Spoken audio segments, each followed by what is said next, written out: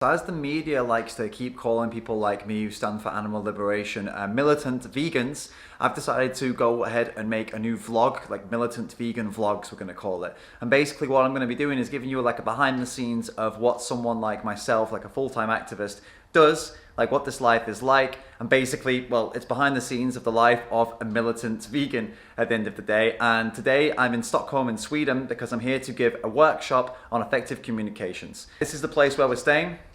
We're actually cat sitting here in a place in Stockholm, and this is somebody who's a member of the vegan community, got in contact via a friend, offered us a place to stay, so we were able to stay here for free. We're looking after two lovely little cats, and we're just about to get moving to get over to the workshop, to go to the venue where the workshop's going to take place. And we're going to be taking the metro over there, like nothing glamorous, no limousines, nothing like that. I don't think anyone thinks that though, do they? They don't think we take limousines or anything, right?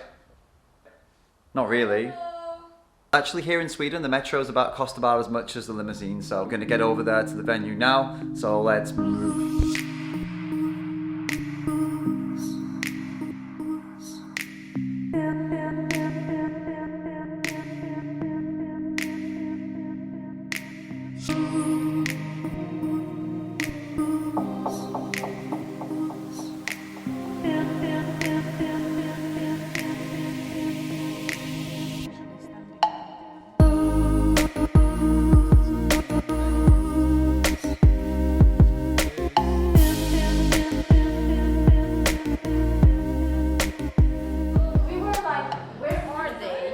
Like 10 minutes ago they said they were in Huddinge. It's like maybe they get stuck at the meat market, like doing the protest in the middle.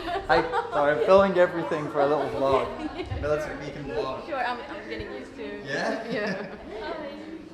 Hello. Sorry, I'm filming everything. Nice to meet you, David. Hi. Hi. Hope you don't mind being on camera. Nice to meet you, David. Cool. So here we've got some more militant vegans. Oh yeah, sure. Yeah, very angry. Yeah, that's why we're all here, right? To be really angry and militant. Militant vegan restaurants have pizza sluts. Yeah. Cool. You're good? Everyone's good. Okay, nice. So, yeah, we're going to be talking today about effective vegan outreach, or more specifically, effective communications. My name's David. Well, there will be a few times in this presentation where I'm going to ask for a bit of participation. So maybe you'll put your hand up and say something. All I ask here is that if you don't agree with somebody, or you think what they said is funny but not in a funny way, like as in if you're laughing at them, I would ask just that today we just try not to do that, that we appreciate where each other is coming from, you know, that we can respect each other and take each other seriously and listen, basically. So can we all agree to that? Yes. If anyone doesn't agree, I'd be surprised. Imagine someone says, no, I'm the asshole today, sorry, I can't play nice. I've been vegan for about, I always say 11 years, 10 or 11 years. I don't remember the exact day, so it's a bit hazy, but it was around 10, potentially 11 years ago. I was born vegetarian, and I was born into a vegetarian family, basically, like a very Indian-influenced family. My mum was really obsessed with Indian culture, which is why I was born vegetarian, which is pretty cool. And yeah, I was vegan for a very long time before I became active. Actually, I had no interest in veganism at all. I was just doing it because for me it was just obvious. I didn't really care about what anyone else did. My career was in sales and recruitment. I did that for about 4 years. So I was first I was learning, and then I ended up becoming a manager in training, which is included doing stuff like this, which is why I decided that I could apply this to my activism. We're here at the workshop now. We're taking a small game break, but basically we're going to have this thing called the open question game. So there are all these people behind me. They're playing a game. You're only allowed to ask open questions. You're not allowed to ask closed questions. You're not allowed to ask why questions, and you can't repeat the other person's question. It sounds really easy, but it's actually really, really difficult. So let's go take a look at how it's going.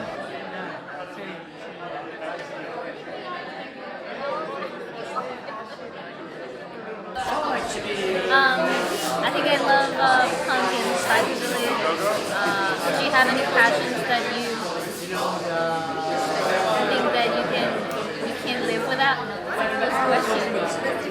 That's a close question. Yeah. I want you to have a guess at who you think I'm talking about. The most dangerous people you can talk to about veganism. Go ahead. My grandpa?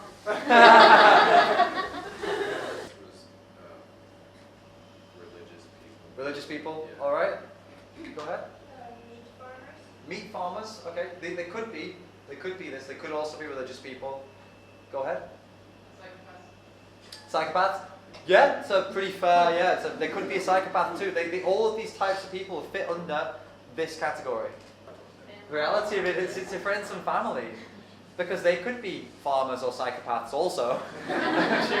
This relationship is important, so we don't step out of line. But being laid back and chill and making them feel good, not really. Now, at the beginning of a conversation, that is necessary to build rapport. Yeah, we don't open a conversation with, what do you think about cruelty? That's not a good way to start, is it? If you are an activist and that is a big part of your life, it is very difficult to keep people in your life who are not vegan. Yeah. That's so hard, and it's also hard to keep yourself, right? You know what I mean? Like I realized a few weeks ago, one of my friends said to me, he was like, dude, when was the last time you played any video games? And I was like, I don't remember. And he remembers that I used to love playing video. He was like, dude, you used to love that, what the hell happened? When was the last time you did anything that you used to do? And I was like, I don't remember. And he was like, man, sit down, put a game on, and disconnect for a bit. This is too much. And he's not vegan, but I needed to hear that from somebody outside the bubble.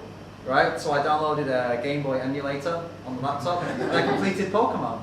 Completed the entire game. I'm not joking. Literally, it took how did it in 3 days. I was like, right, I'm gonna go full in there and take a break. I'm gonna complete Pokemon. And it really helped. So I remembered something I used to really enjoy before I was an activist, right? So if any of you are feeling that way, like please try and remember who you are and go back every now and then. You don't want to lose yourself, right? It's a bit different, right? It's very different. It's very different. And every time I was throwing that Pokeball, I was like, oh, it feels so good.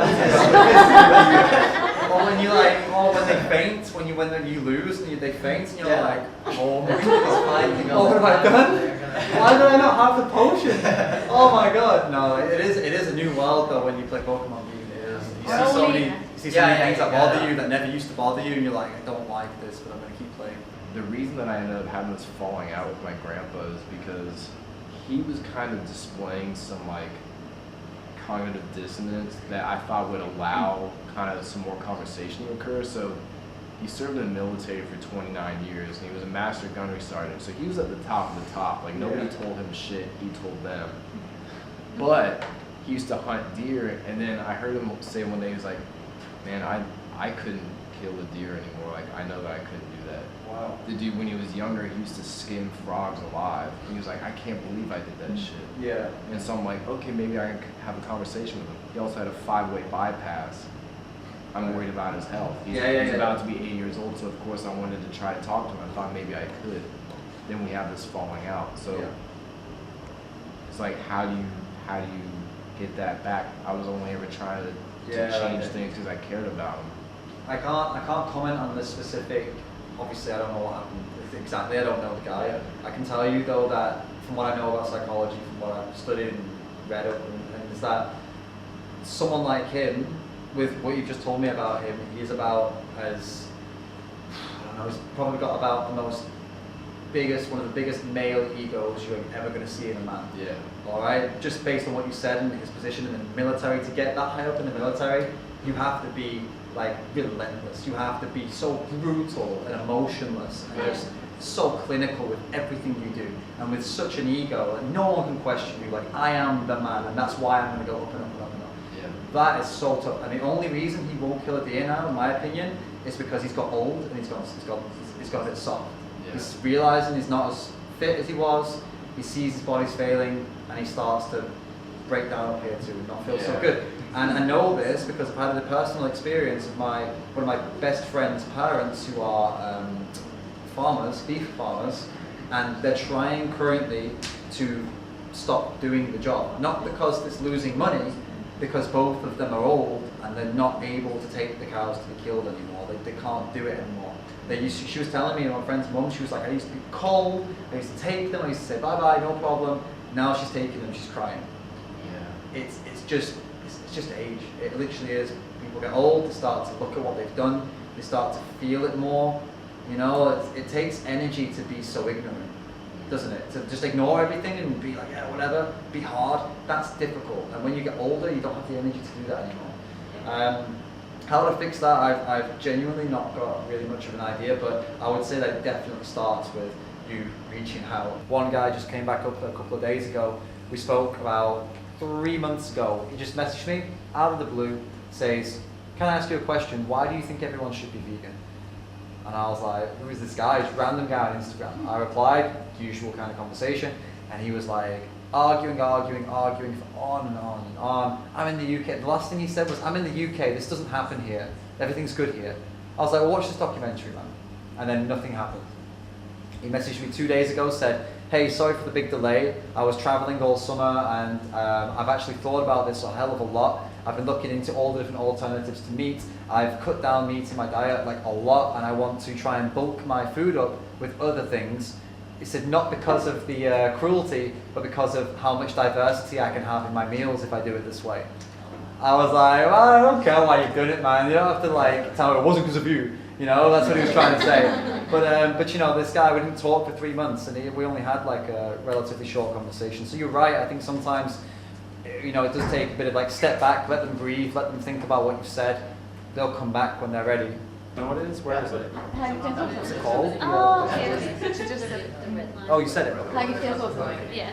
Yeah. Well, we might hit you up and try to do something. There's this cafe Ingan sauce. Oh yeah. Also, they're gonna do cake day on Saturday. So that's it. That's the life in a day of a militant vegan trying to raise awareness and inspire others to stand up for the animals. Hope you've enjoyed it. Hope it's given you a bit more of an insight into like what I'm getting up to and like what, as I said, what the life of a militant vegan is. As you see, it's not exactly that militant. It's not as crazy as the media would have you to believe. You know, we're doing our best out here. We're inspiring people to go out and stand up for what is right and to try and change the world and try and create a world that we all want, really. You know, we all want a better world, a kinder world, a world that is better for us and better for the animals and better for the planet, the environment. We just want that. That's literally it. Thank you so much for watching this, and I hope it's been interesting for you. I'll see you next time.